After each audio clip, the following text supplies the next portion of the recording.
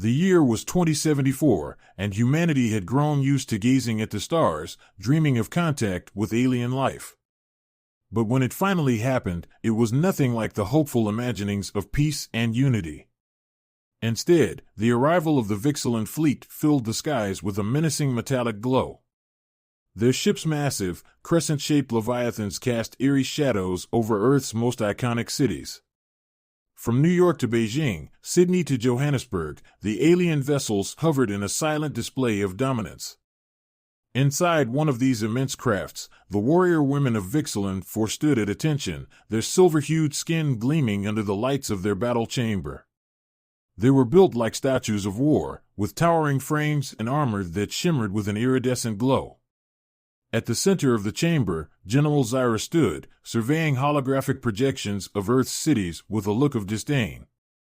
This is the species we are expected to train against? Zyra's voice was sharp and commanding, reverberating through the chamber. Weak.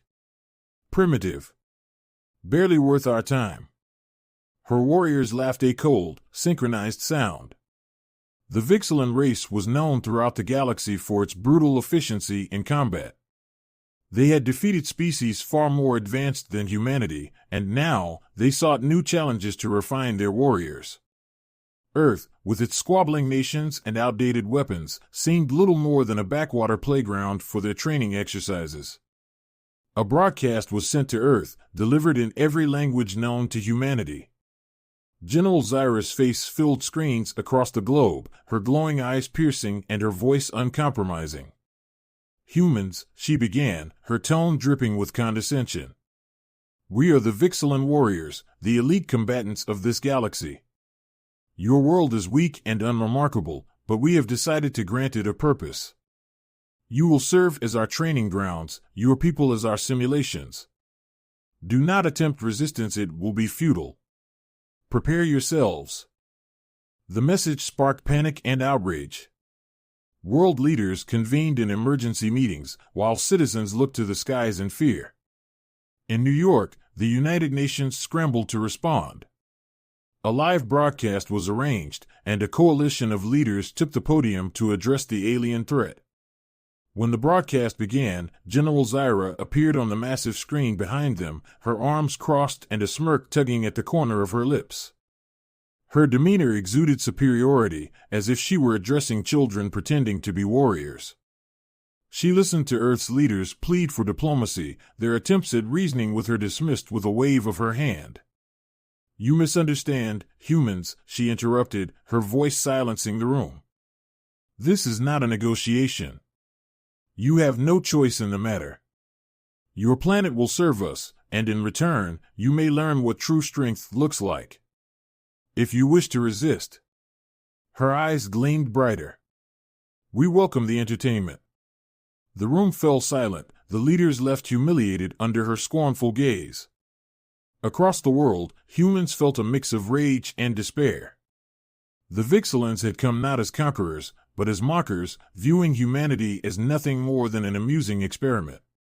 They established bases on uninhabited lands, displaying their advanced weaponry and combat skills as if to taunt Earth's military. But while most felt powerless, a few saw an opportunity. Among them was Dr. Jake Martinez, an astrophysicist who had been following humanity's first contact with fascination and a growing determination. Watching Zyra's broadcast, he saw not just a threat, but a challenge. This isn't about their strength or our weakness, Jake muttered to himself. They're testing us, mocking us, because they think we're incapable of fighting back. They think we're nothing. But they're wrong. Jake began working late into the night, assembling a plan to show the Vixalans what humanity could truly offer, not through brute force, but through wit, resilience, and the ingenuity that had allowed Earth to survive its own self-inflicted challenges. He couldn't yet imagine how this plan would evolve, but deep in his heart, he knew one thing: the Vixalans had underestimated humanity. And that was their first mistake. The world was in uproar. News channels buzzed with heated debates over how to deal with the Vixalans.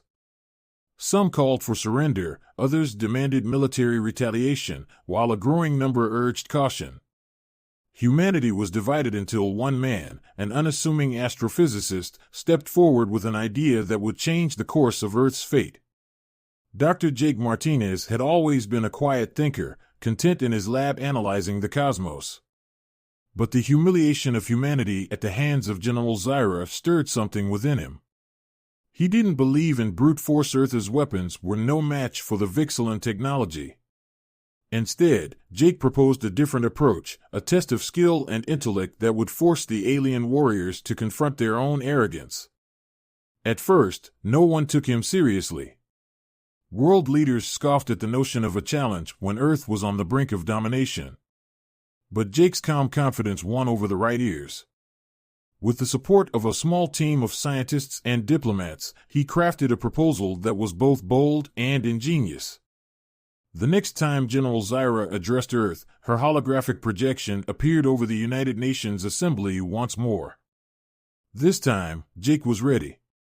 He stood at the podium, his lab coat contrasting sharply with the polished suits of the other delegates. "General Zyra," Jake began, his voice steady despite the weight of the moment, "you've dismissed us as weak and insignificant. But we humans possess a strength you cannot measure with weapons or physical might. It's the strength of the mind, the ability to solve problems, to think creatively, and to innovate under pressure." Zyra raised an eyebrow, her silver skin shimmering as she tilted her head in amusement. "And what does this strength of the mind propose to do against us?"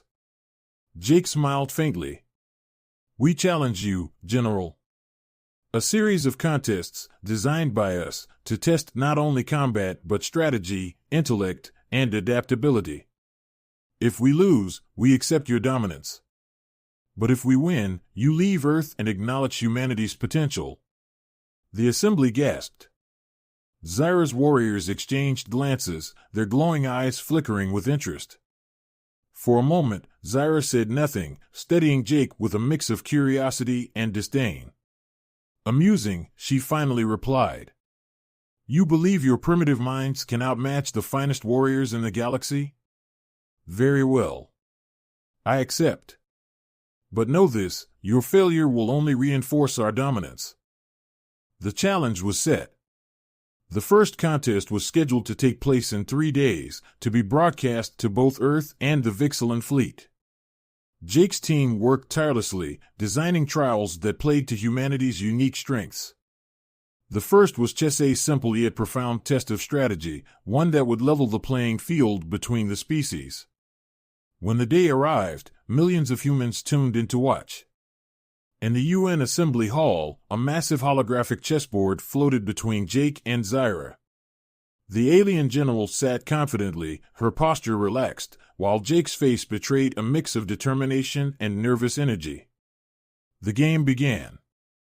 Zyra's initial moves were aggressive, her confidence evident in her every action.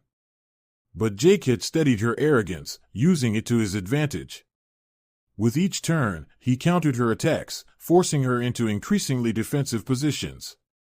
The room grew tense as the match stretched on, Zyra's smirk fading into concentration. Finally, after hours of play, Jake made his move. "Checkmate," he said, his voice calm but firm. The assembly erupted in cheers. Across the globe, people celebrated. For the first time, Earth had struck back not with weapons, but with intellect.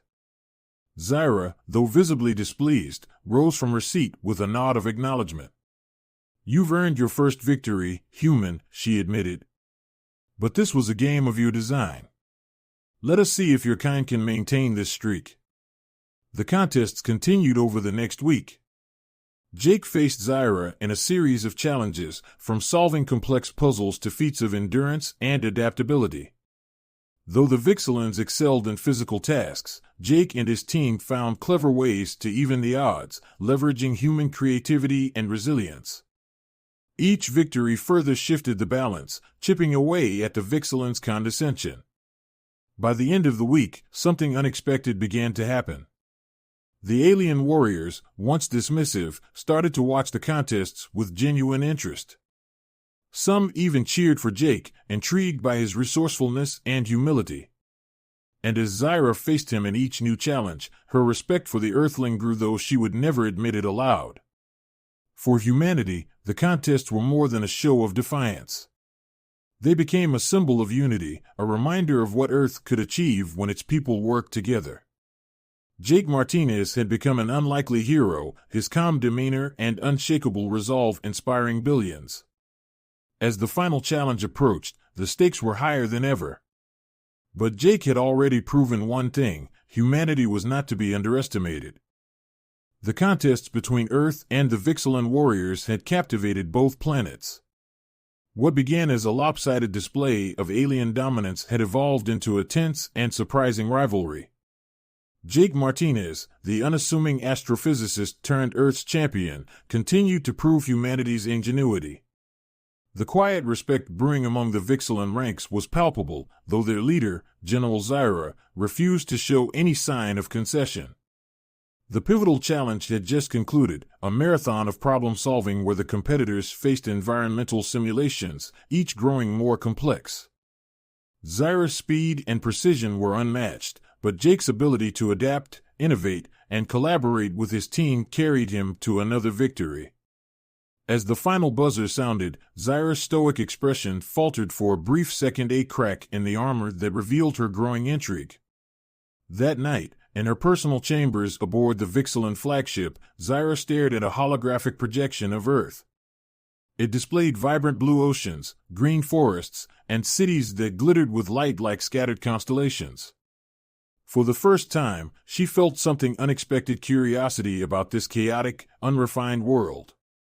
Her lieutenant, Commander Telex, interrupted her thoughts. "General," Telex said, her voice cautious, "this human has surprised us all. His strategies, his resilience. They are not what we anticipated." Zyra turned sharply. "He is clever, I'll grant him that.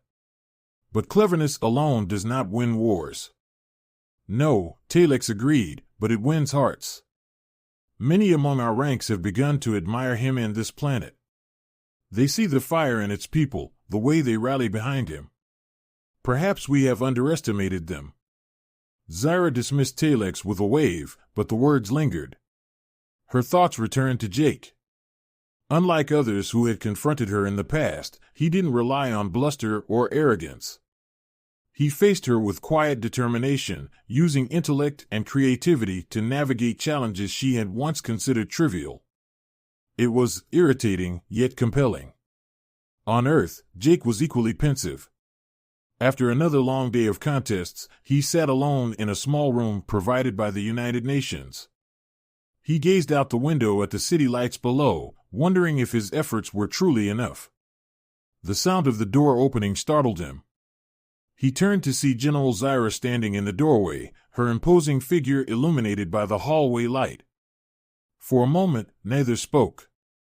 "You're persistent," Zyra said finally, stepping inside.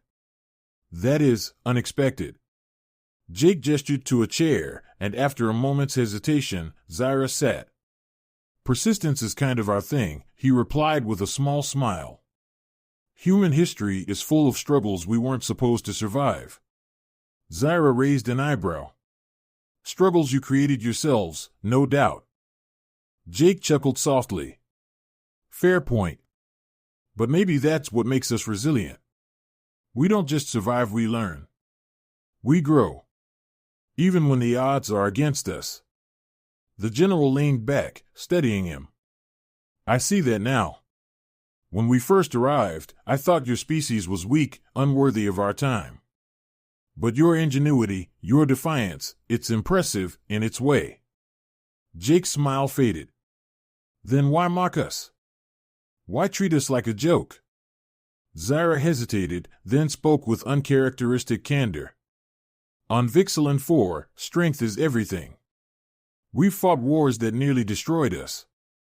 To survive, we became the strongest warriors in the galaxy. We saw your world as soft, untested, and yes, amusing. But now I see that your strength lies in something we don't fully understand: unity born of diversity, innovation fueled by chaos. It's different." The room fell silent. Jake leaned forward, his tone earnest. Then why not learn from us? Instead of mocking or conquering, why not work together? You've seen what we're capable of.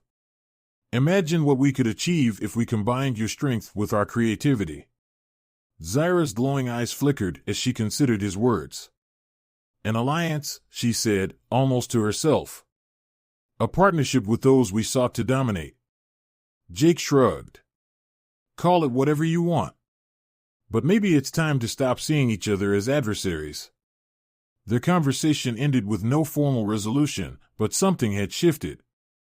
Zyra left the room deep in thought, her pride warring with a growing respect for the man and the planet he represented. The next day, the contest resumed, but the atmosphere was different. The Vixalan warriors no longer laughed at Earth's efforts. Some even shared tips and tactics with human competitors, an unspoken acknowledgement of their growing camaraderie. The line between rivals and allies blurred. For Zyra, the turning point came during an unexpected crisis. One of the Vixalan ships suffered a catastrophic systems failure, its engines threatening to detonate over Earth's atmosphere. Zyra and her crew scrambled to respond, but their advanced technology was too damaged to repair in time. Jake, hearing of the disaster, immediately offered his help. Working alongside Vixalan engineers, he devised a solution using a mix of Earth technology and Vixalan components. It was a daring plan, but it worked. The ship was stabilized, and disaster was averted. As the crisis passed, Zyra stood before Jake, her expression unreadable. "You could have let us fail," she said. "It would have been easier." Jake met her gaze. "Maybe. But that's not who we are." For the first time, Zyra smiled, a small, fleeting gesture, but one that carried immense meaning.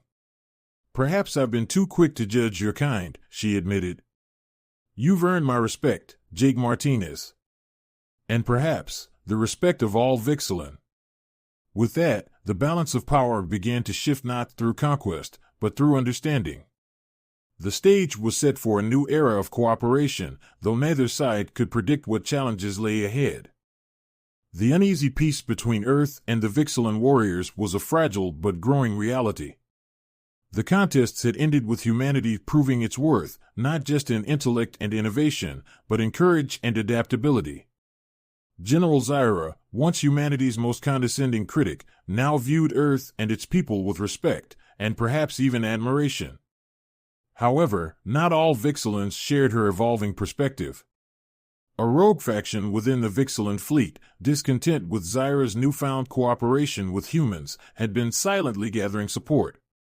Led by Commander Vrek, a fierce warrior who viewed Earth as nothing more than a convenient battlefield, the faction believed that Zyra's decisions had dishonored the Vixalan legacy of dominance.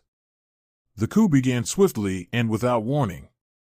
Late one night, as Zyra reviewed plans for a potential Earth-Vixalan joint academy, alarms blared throughout her flagship. The corridors filled with the sound of clashing metal and shouts in the Vixalan tongue. Vrek's forces stormed the command deck, capturing key systems and taking control of several smaller ships in the fleet. Zyra, flanked by loyalists, barely escaped capture.